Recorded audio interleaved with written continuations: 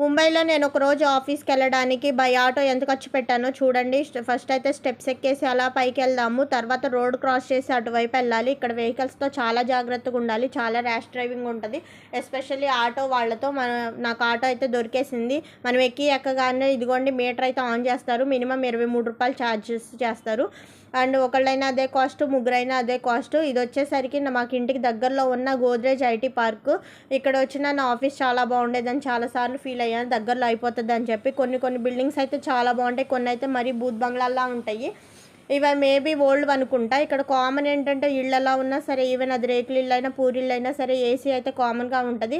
ఇదిగోండి, ఇది నేను ఆఫీస్కి వెళ్ళేటప్పుడు తీసిన వీడియో అండ్ రిటర్న్ వీడియో కూడా ఉంది. రెండు కూడా నేను ఛానల్లో అప్లోడ్ చేస్తాను. ఆల్రెడీ ఆఫీస్ది అప్లోడ్ చేశాను, వెళ్ళి చూడండి ఎవరైనా చూడని వాళ్ళు ఉంటే. 3 వీడియోస్. ఇది వచ్చేసరికి టైమ్స్ ఆఫ్ ఇండియా న్యూస్ పేపర్ది ఆఫీసు.